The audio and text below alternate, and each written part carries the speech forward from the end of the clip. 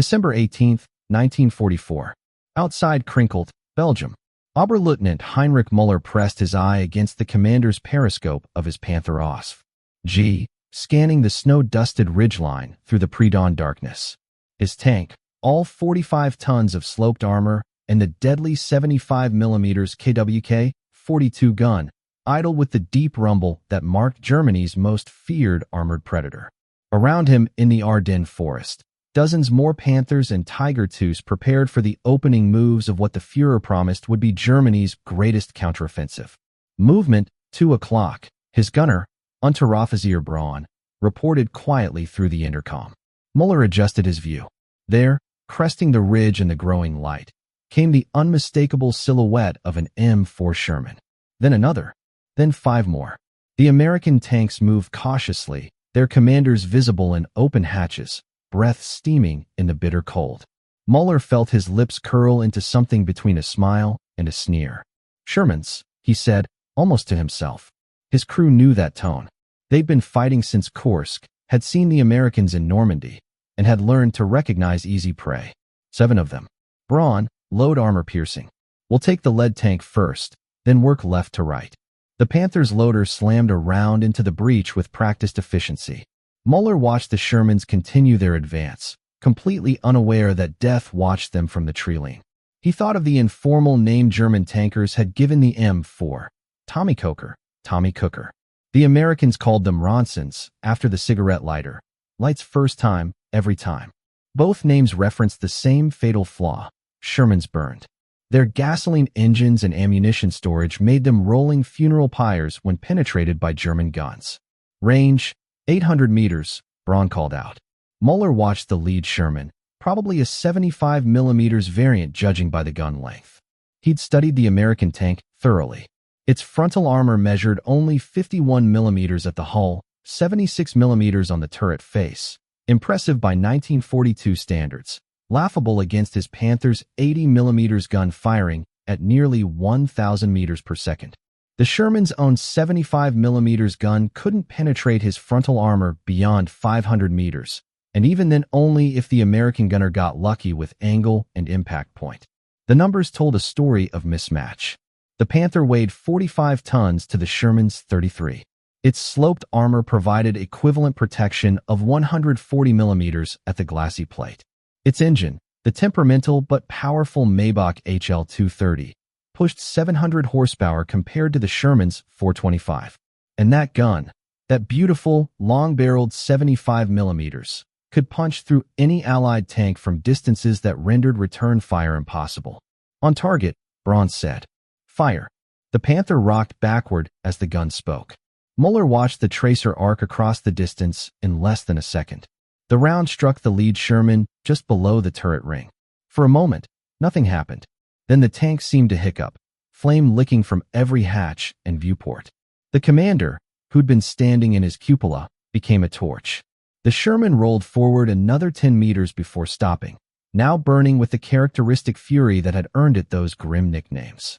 Traverse right, next target, Müller ordered, already watching the American response. It came exactly as expected. Confusion, panic, tanks reversing or attempting to scatter. Another Panther in his platoon fired, and a second Sherman erupted in flames. The Americans were trying to return fire now, muzzle flashes blooming from their guns, but the shells fell short or ricocheted harmlessly off German armor. They're running, his driver, Gefreiter Schmidt, observed with satisfaction. Müller watched 3 Shermans retreat over the ridge, leaving 2 burning hulks and 1 immobilized tank, whose crew was bailing out into the snow. 7 against 2 Panthers, and the Americans had lost 4 tanks without inflicting a scratch. This wasn't war, it was target practice. Pitiful, Braun muttered. How do the Americans expect to win with those things? It was a question Müller had heard variations of since Normandy. Every German tanker had stories. At Villers-Bocage, SS Obersturmführer Michael Wittmann had destroyed an entire British armored column, including multiple Shermans and Cromwells, in 15 minutes with a single Tiger. At Ericourt, though the Americans claimed victory, German tank crews reported kill ratios of 3 or 4 Shermans for every Panther lost. The math seemed simple. German tanks were superior in every measurable way. Müller had served in Panzerkampfwagen IVs in Russia before transitioning to the Panther. He'd seen Soviet T-34s. Those were dangerous tanks, well-armored and mobile, with a respectable 76mm gun. The T-34 had forced Germany to develop the Panther in the first place. But Shermans? They were mechanically reliable. He'd give them that. American tankers could count on their tanks starting every morning, which was more than could be said for German armor. But reliability meant nothing when you couldn't penetrate enemy armor, when a single hit turned your tank into a crematorium. "Lieutenant," his radio operator called out. "Hauptmann Steiner reports his Tigers have engaged enemy armor near Butkenbach. 12 Shermans destroyed, no losses." The radio crackled with similar reports as the offensive progressed. Panthers and Tigers were tearing through American tank battalions. Near Elsenborn Ridge, 5 Tigers had stopped an entire American armored division's advance. The pattern repeated across the Ardennes. Whenever German armor met American armor in direct combat, the Shermans died in droves. By noon, Müller's Panther had accounted for 11 confirmed Sherman kills. His crew moved through the snow-covered Belgian countryside like hunters who'd found a population of blind deer. Each engagement followed the same pattern. Spot the Shermans at distance, fire first, watch them burn. The Americans were brave. He'd give them that. They kept coming, kept trying to close the distance where their guns might be effective. But bravery without adequate equipment was just another word for suicide. "Lieutenant, we're low on fuel," Schmidt reported from the driver's compartment. "Maybe 60 kilometers left in the tanks." Müller grimaced. The Panther drank fuel like a man dying of thirst, barely 400 meters per liter on roads, worse cross-country. But that was a problem for later. Right now, he had a war to win. He thought back to his training on the Panther, the lectures from instructors who'd helped design the beast. The Panther OSF-G represented the pinnacle of German tank design evolution. Its sloped frontal armor wasn't just thick, it was angled at 55 degrees, causing most shells to ricochet harmlessly into the sky. The Americans had copied the concept from the Soviet T-34, but their implementation on the Sherman was half-hearted at best. The gun made all the difference. The 75mm KWK 42L/70. That L/70, meaning the barrel was 70 calibers long, could fire armor-piercing rounds that retained lethal penetration power past 2,000 meters.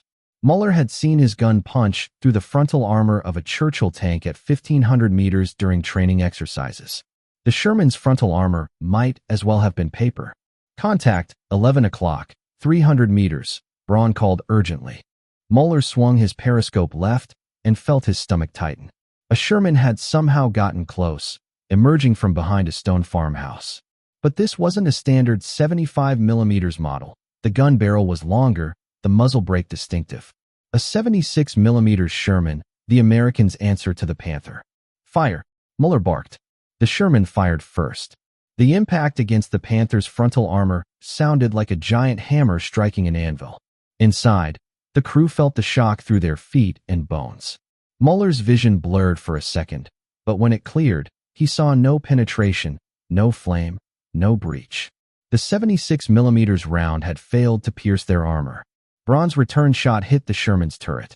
The American tank didn't explode. Not every hit caused the spectacular ammunition fires, but it stopped moving, smoke pouring from the hatches. A partial crew bailed out, running for the farmhouse. "Good German steel," Schmidt said with relief. But Müller felt unease creeping in. The 76mm Sherman represented an improvement. Its gun could penetrate roughly 150 millimeters of vertical armor at 500 meters, enough to threaten a Panther side armor, possibly even the glacis plate at close range with a lucky shot. If the Americans were fielding more of these, if they got smarter about tactics. He pushed the thought aside. Even the improved Shermans were inferior. The numbers proved it.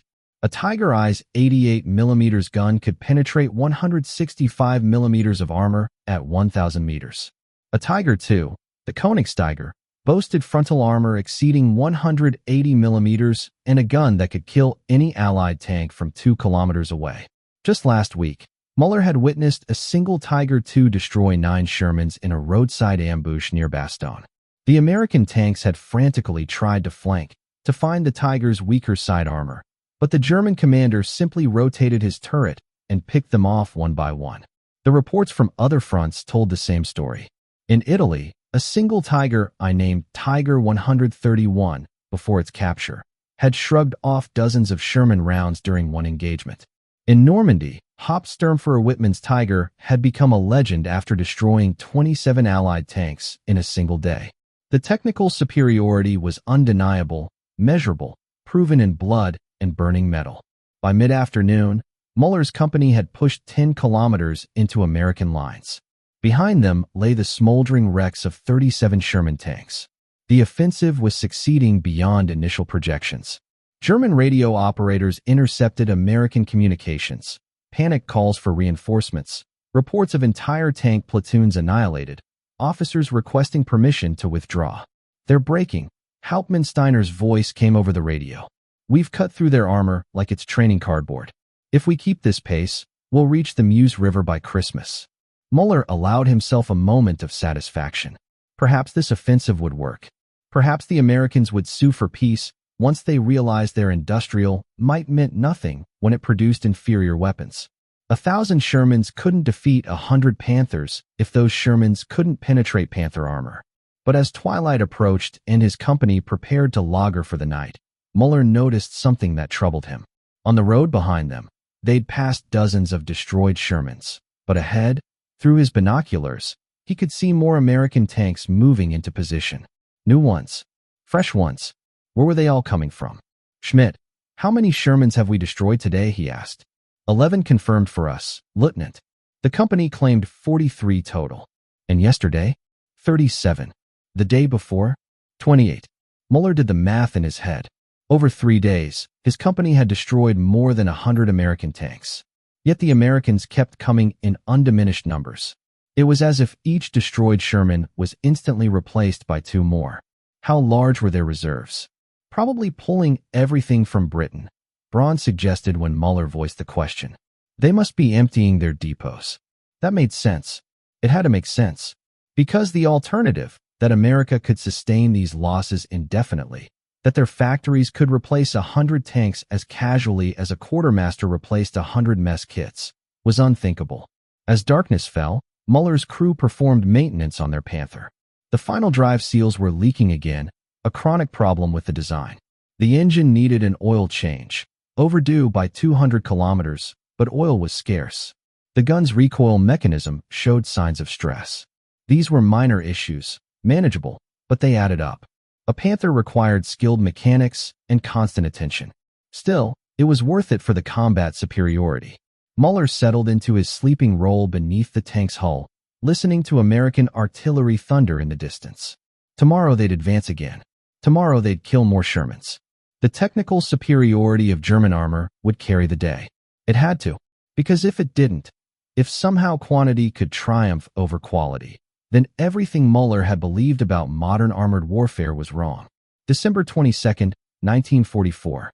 For days into the offensive, Müller's Panther sat motionless on a forest road, its engine silent not by choice, but by cruel mechanical reality. Schmidt lay underneath the hull, cursing with creative proficiency as he tried to repair the failed final drive, again. The same component that had been leaking 4 days ago had now seized completely, leaving 45 tons of sophisticated German engineering as useful as a stone monument. "How long?" Müller asked, knowing he wouldn't like the answer. 6 hours if we had the parts, Lieutenant. We don't have the parts." Schmidt emerged from beneath the tank, his face smeared with grease and frustration. "The bearing assembly is completely destroyed. We need a replacement from depot, or we need to cannibalize another Panther." Müller looked down the road where 2 other Panthers from his company sat disabled. One had thrown a track. The interleaved road wheel design that gave the Panther's superior cross-country performance also meant that frozen mud could jam the entire system. The other had suffered engine failure, the Maybach's delicate temperament finally giving out after being pushed beyond its operational limits. 3 Panthers, 3 of the most fearsome tanks in the world, defeated not by American guns, but by their own complexity. There, Braun pointed to a knocked-out Panther from another unit, victim of an artillery strike the previous day. "We can pull parts from that one." It took them 3 hours. 3 hours of back-breaking work in sub-zero temperatures, 3 hours during which they were vulnerable to American air attack, 3 hours that should have been spent advancing.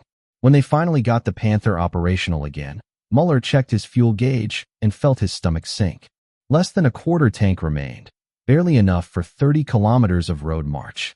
Fuel trucks are supposed to meet us at Lignaville, his radio operator reported. Hauptmann-Steiner says they're 2 hours behind schedule due to American air attacks on the supply route. 2 hours. 2 hours sitting stationary while the offensive momentum bled away.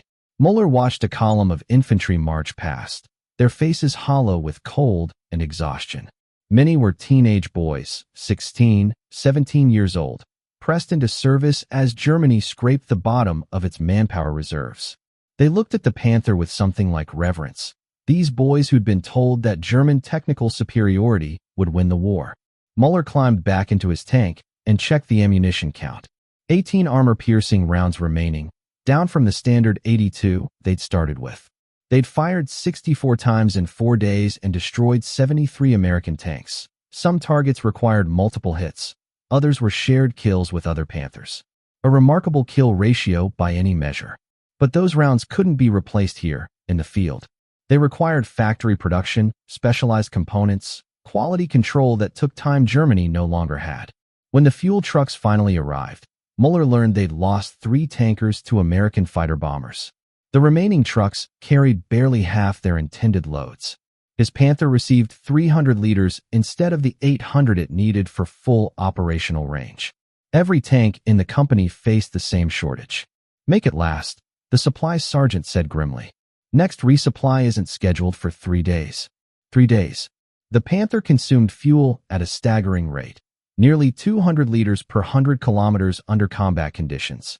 300 liters meant maybe 150 kilometers of range, and that was optimistic.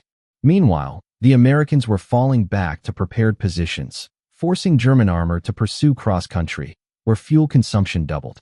As they prepared to advance again, Müller noticed something else troubling. A Tiger II from the neighboring battalion sat abandoned by the roadside, its massive bulk blocking half the narrow road. The crew had simply walked away from it. Müller pulled alongside and called to an infantry officer coordinating traffic. "What happened to the Tiger?" "Transmission failure," the officer replied with barely concealed disgust. "Third one this week in that battalion. Can't be repaired in the field. Engineers will have to come back with a recovery vehicle, if we have fuel to spare for recovery operations." Müller stared at the abandoned King Tiger. It represented the absolute pinnacle of German tank design.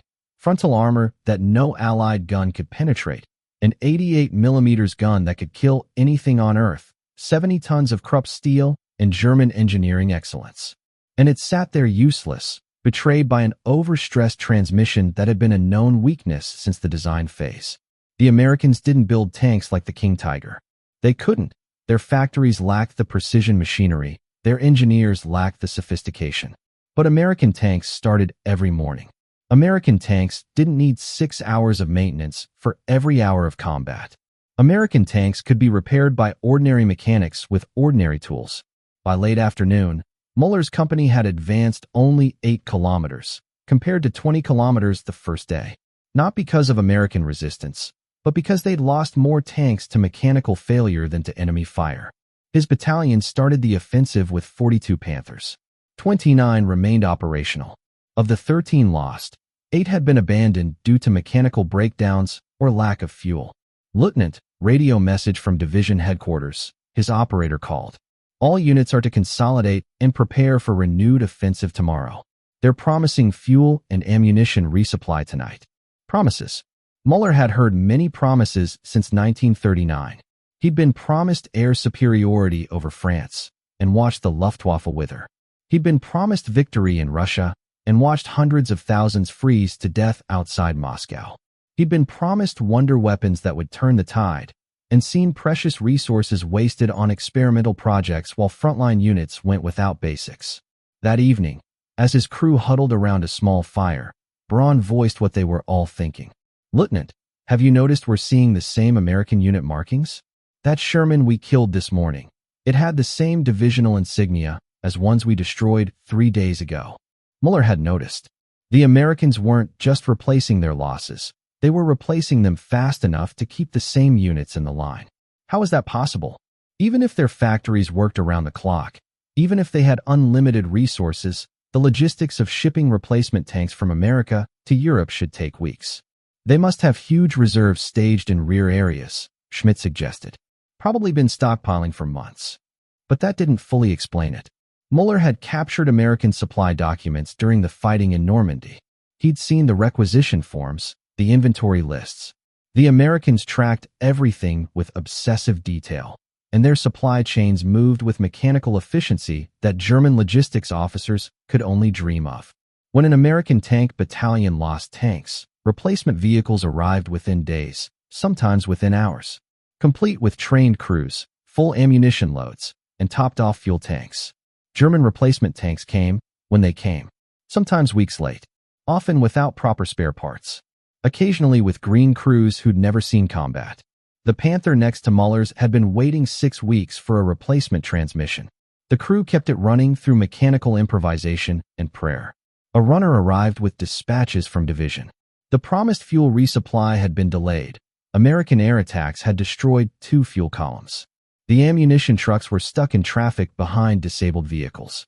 The renewed offensive would proceed, but units should conserve resources and maintain pressure through aggressive action. Conserve resources. Maintain pressure. Aggressive action. The words of commanders who were running out of everything except empty phrases.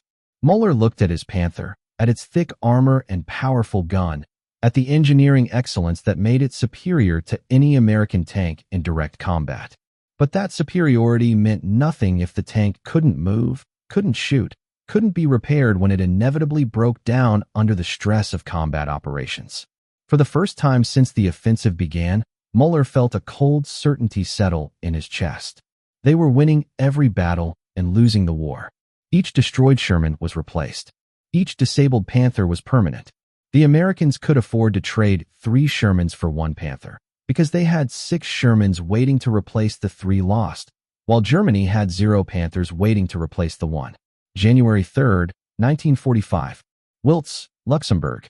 The offensive had stalled. Müller knew it. His crew knew it. Every German soldier from private to general knew it, though none would say it aloud. His Panther, now one of only 17 operational tanks remaining from his original 42-tank battalion, sat in a defensive position overlooking a valley road. They were no longer advancing. They were surviving. Through his commander's periscope, Müller watched an American supply column moving with the casual confidence of an army that owned the roads. Dozens of trucks, GMC 2.5-ton Deuce-and-a-halves, rolled past in organized intervals. Tank transporters carried Shermans. Fuel tankers, ammunition carriers. The column stretched beyond his sight line, disappearing into the winter haze. "Should we engage?" Braun asked, his hand resting on the gun's traverse wheel. Müller shook his head. "We have 11 armor-piercing rounds left. We save them for tanks, not trucks." The words tasted bitter. 2 weeks ago, he would have called in artillery or air support to destroy such a tempting target. Now German artillery was rationed to 5 shells per day per battery, and the Luftwaffe was a fading memory. What troubled Müller most wasn't the supply column itself. It was that this was the 3rd such column he'd observed in 2 days. The Americans were moving supplies forward at a rate that seemed physically impossible. Where were they getting it all? The answer lay across the Atlantic Ocean, in places Müller had barely heard of: Detroit, Michigan; Gary, Indiana; Pittsburgh, Pennsylvania; Cleveland, Ohio. Cities that had transformed themselves into the world's largest armory, while German tankers had been mocking the Shermans' inadequacies. If Müller could have seen Detroit's tank arsenal in that moment, he would have witnessed something that defied his understanding of industrial possibility. The Chrysler Corporation facility covered 113 acres under a single roof, the largest factory building in history. Inside, 23,000 workers operated 7,000 machine tools in 2 shifts, 24 hours a day, 7 days a week. They weren't just building tanks. They were manufacturing them with assembly line precision that reduced complex military vehicles to a series of repeatable steps. A Sherman tank contained roughly 8,000 parts. In German factories, skilled craftsmen assembled these components with precision attention to tolerances and specifications. Each Panther required approximately 150,000 man-hours to produce, from raw steel to finished tank. The Chrysler tank arsenal produced a complete Sherman every 2 hours. Not 2 hours of labor spread across weeks, 2 actual clock hours from start to finish. The math was staggering. 1 Sherman every 2 hours meant 12 Shermans per day. The Chrysler plant alone produced over 25,000 tanks during the war. But Chrysler was only one of several manufacturers. Ford's River Rouge plant produced thousands more. Fisher Body, Pacific Car and Foundry, Baldwin Locomotive Works, Federal Machine and Welder, American Locomotive Company, 11 major manufacturers, each running multiple shifts. At peak production in March 1943, American factories completed 2,464 Sherman tanks in a single month. That was more than Germany's total Panther production for the entire year. The numbers weren't just impressive. They were incomprehensible to a military mindset that still thought of tanks as precision weapons, individually crafted by skilled workers. The Americans had taken a different approach. They'd accepted that the Sherman was inferior in direct combat. They'd built it anyway, built it simpler, built it faster, built it in quantities that transformed industrial capacity into a weapon more devastating than any individual tank's gun. "Lieutenant, look," Schmidt said, pointing down the valley. Another column approached, this one carrying tanks. But these weren't traveling on transporters. They were moving under their own power. 20 Shermans in parade formation, their tracks chewing up the frozen road, exhaust fumes rising in the cold air. They weren't rushing into battle. They were simply driving to their assigned positions, confident that fuel would be available, that ammunition would be waiting, that if one broke down, another would replace it. Müller had traveled from Germany to Belgium, a distance of perhaps 500 kilometers, and watched his battalion shrink from fuel shortages, mechanical failures, and lack of spare parts. These American tanks had crossed an ocean.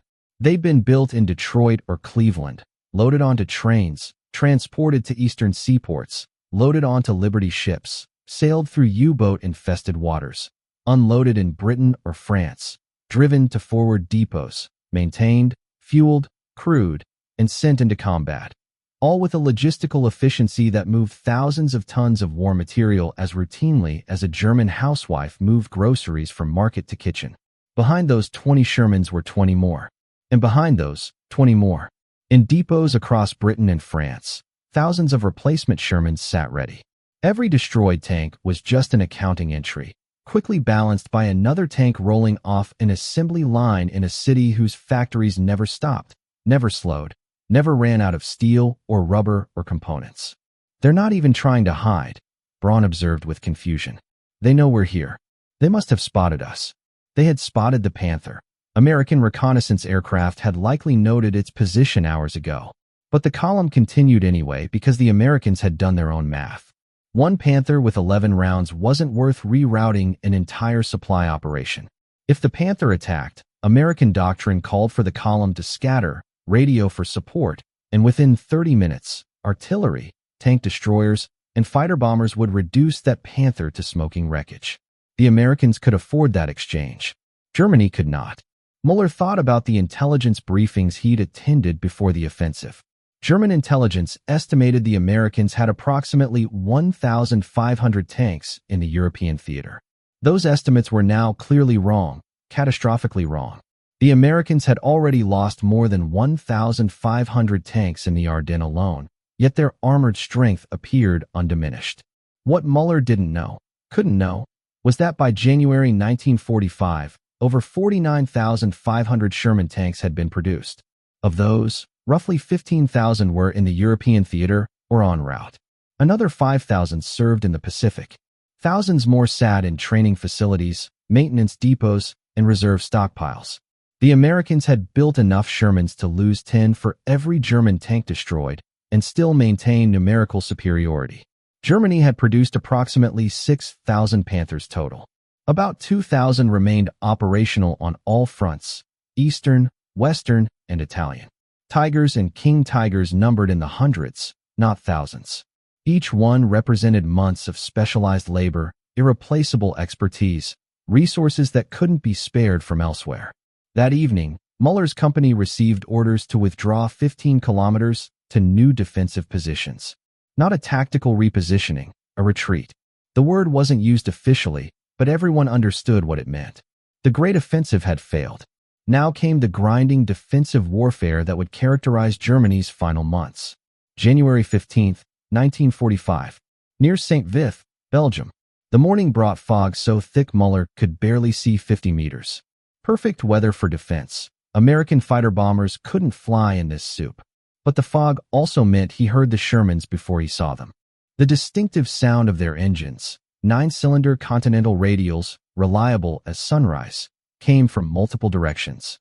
Müller counted by sound alone. 6 from the north, maybe 8 from the east, more from the west. They were surrounding his position, not rushing in for a direct assault, but methodically establishing a perimeter. "They know we're here," Braun said unnecessarily. Of course they knew. American reconnaissance was thorough, systematic. They'd mapped every German position, noted every strong point, identified every Panther and Tiger. Now they were doing what they did best, applying overwhelming force to eliminate resistance piece by piece. The first Sherman appeared through the fog at 400 meters, hull down behind a stone wall. Müller recognized the long barrel of a 76mm gun. Before Braun could fire, 2 more Shermans emerged from different angles. Classic American doctrine, using numerical superiority to create crossfires that negated German armor advantages. Target left, fire. Müller commanded. The Panther's gun roared. The leftmost Sherman took the hit on its frontal slope and shuddered to a stop, smoke pouring from the engine deck. Not a catastrophic kill, but a mobility kill. Good enough.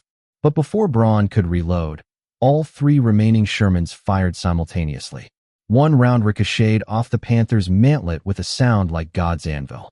Another hit the glassy plate and deflected high. The third struck their right track, and Müller felt the entire tank lurch as the track separated. Track hit. "We're immobilized," Schmidt yelled from the driver's position. Immobilized. The word carried death sentence weight. A mobile Panther could fight or flee.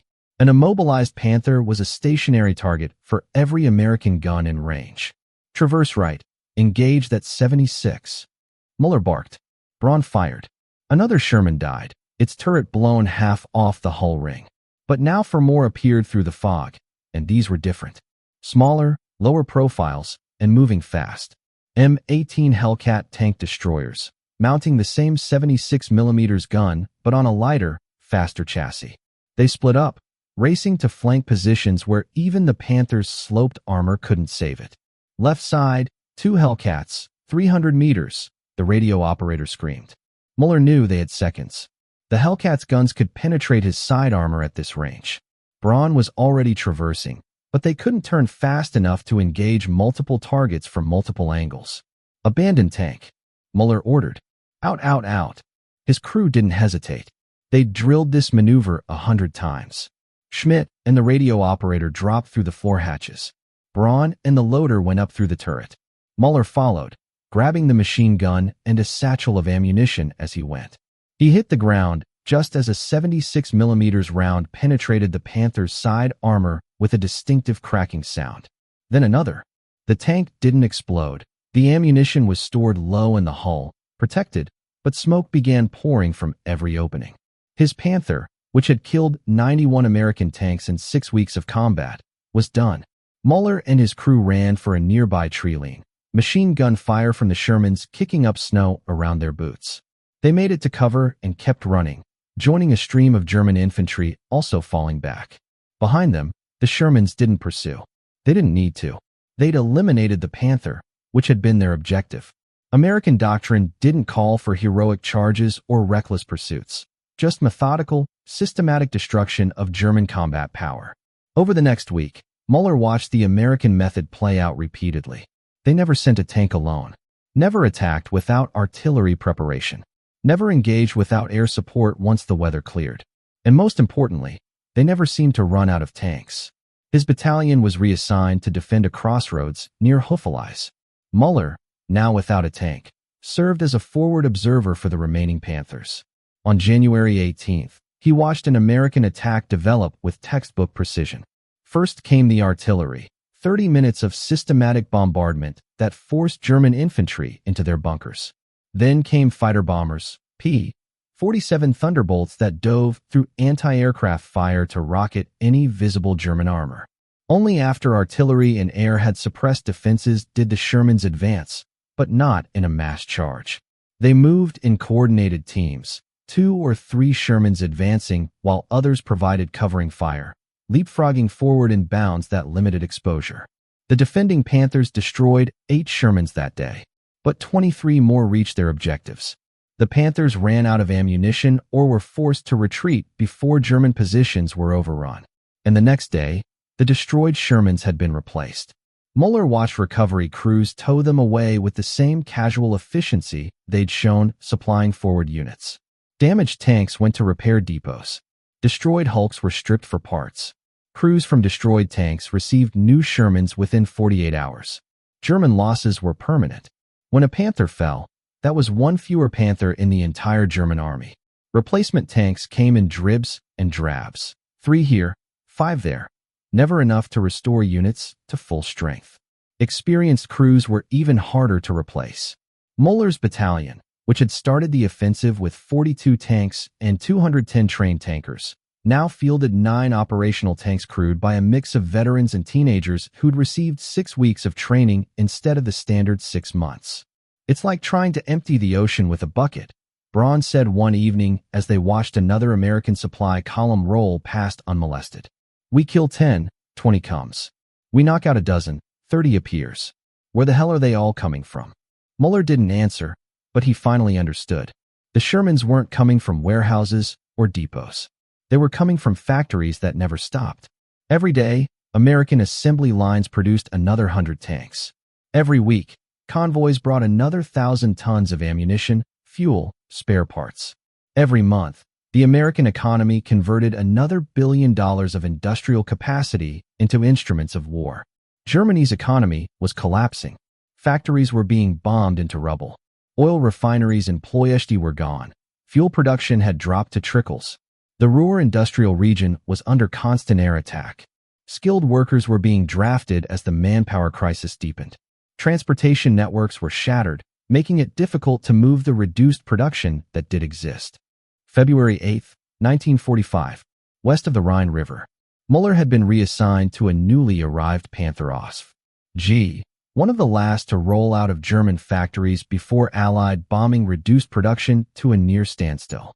The tank smelled of fresh paint and cosmoline, and its crew consisted of himself, Braun, who'd survived with him, and 3 replacements who looked barely old enough to shave. The new loader, a boy named Hans who claimed to be 18 but was probably 16, had never seen combat. The radio operator had 2 weeks of training. The driver had experience, on tractors, not tanks. Müller had gone from commanding one of the most elite armored units in the Wehrmacht to babysitting children in a war that was already lost. "Contact, 12 o'clock, 800 meters, Braun reported. Multiple Shermans advancing in line. Müller counted 9 tanks moving across an open field in a formation that would have been suicide 6 months ago. But these Americans had learned. They moved with infantry support, half-tracks trailing behind. Artillery fire was already falling on suspected German positions. 2 P-47s circled overhead, ready to dive on any German armor that revealed itself. "Engage lead tank," Müller ordered. Braun fired. The lead Sherman took the hit on its frontal armor and stopped, smoke pouring out. The crew bailed immediately. American doctrine emphasized crew survival over tank preservation. Better to lose a tank than trained tankers. But the moment Müller's Panther fired, everything fell on them. Artillery shifted to their position. The remaining 8 Shermans maneuvered to flank. The P-47s rolled into attack dives, their distinctive silhouettes growing larger against the gray sky. "Reverse. Get us into cover," Müller shouted at the young driver. The boy panicked, stalling the engine. Precious seconds evaporated as he fumbled the restart procedure. A rocket from a P-47 struck 30 meters away, showering the Panther with frozen dirt and shrapnel. Machine gun rounds sparked off the turret armor. The engine finally caught. They lurched backward into a tree lean, just as 76mm rounds from multiple Shermans converged on their previous position. One shell clipped their engine deck, and warning indicators lit up across the driver's panel. "Engine temperature critical," the young driver yelled, his voice cracking with fear. "Oil pressure dropping." They'd been in combat for 90 seconds, and were already crippled. Müller made the calculation instantly. They could stay and die, or retreat and possibly save the tank and crew for another day. There was no honor in pointless death. Fall back to secondary position, he ordered. Maximum speed. The Panther limped away, trailing smoke, while 9 Shermans methodically advanced to occupy the ground they'd abandoned. The Americans didn't pursue the damaged German tank. Why would they? They owned the battlefield. Tom was on their side. That evening, Müller attended a meeting of company commanders at battalion headquarters, a farmhouse basement lit by candles because fuel for generators was reserved for critical operations. The battalion commander, Major Hoffman, looked 20 years older than his actual age of 38. "Gentlemen, our situation is straightforward," Hoffman said without preamble. "We have 14 operational tanks. The Americans opposite us have at least 80, possibly more. Intelligence reports they receive replacement tanks faster than we can destroy them." He let that sink in, then continued. "Our mission is to delay their advance to the Rhine. We are not expected to stop them. That's impossible with current resources. We delay. We trade space for time. And we do it efficiently." Efficient. A sterile word for calculated retreat, for accepting that every engagement would cost German tanks they couldn't replace, while inflicting losses the Americans would replace within days. New doctrine from Army Group, Hoffman continued. "We no longer engage enemy armor unless we have at least 3-to-1 superiority, 3 of our tanks for every one of theirs. We ambush, shoot, and displace before they can return fire effectively. No heroic last stands.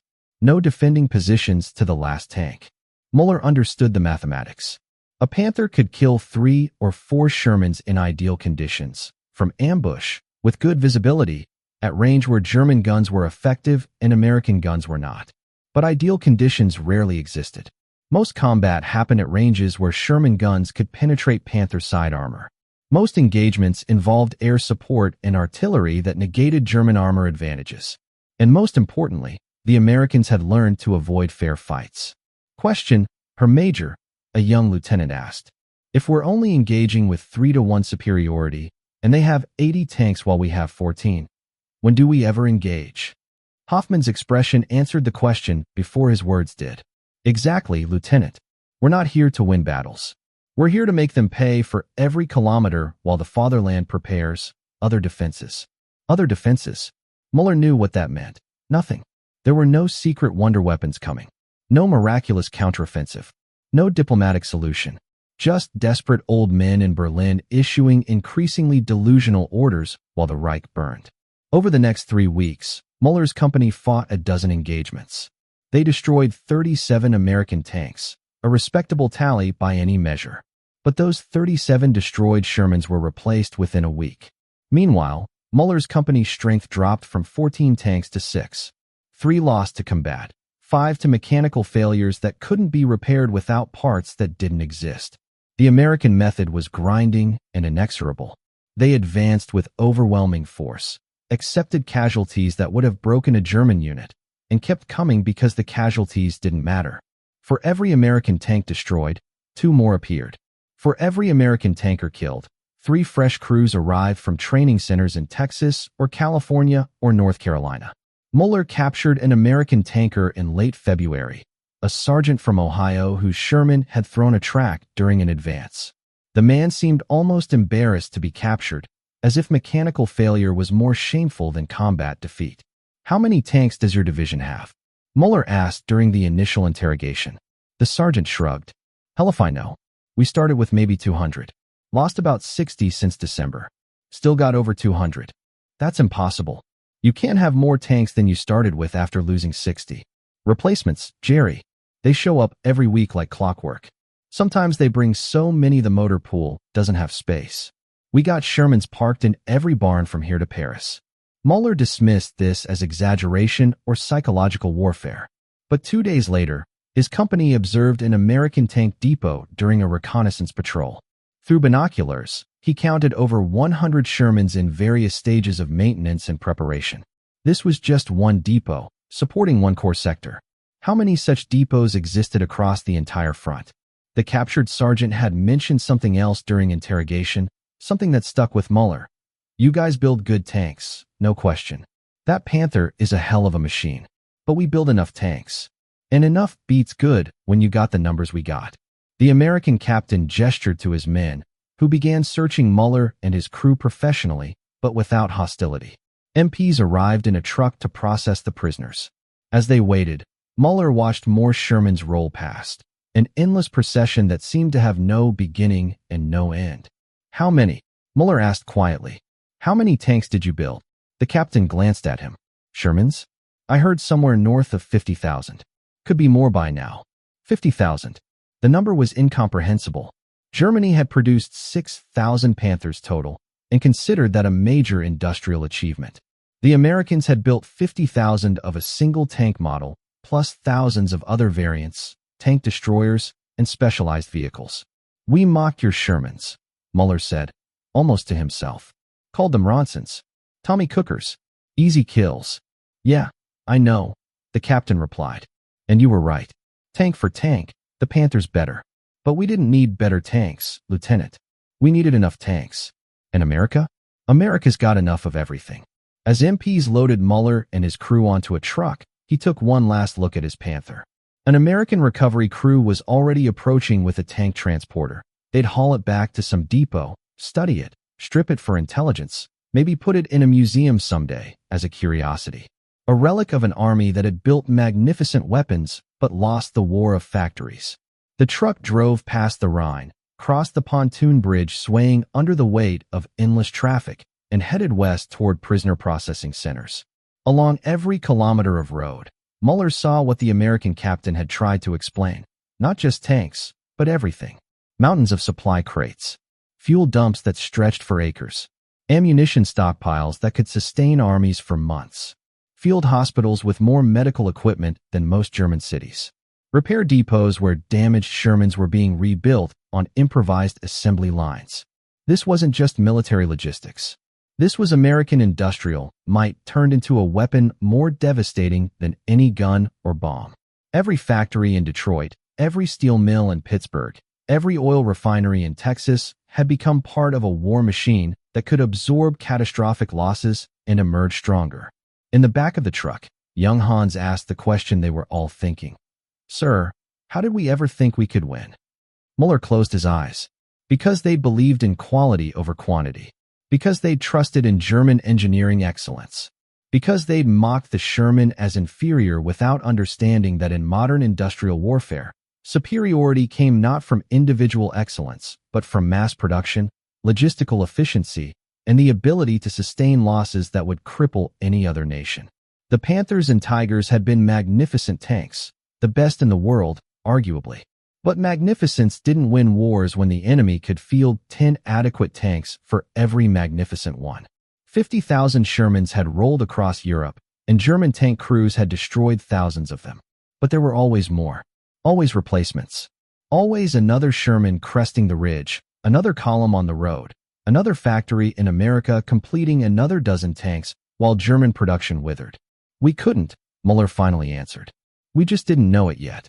The truck carried them west, past endless American supply lines, past tank parks holding hundreds of reserve Shermans, past a victory built not on superior weapons, but on the terrible mathematics of industrial warfare. The math that said quantity, when produced in sufficient excess, became its own form of quality.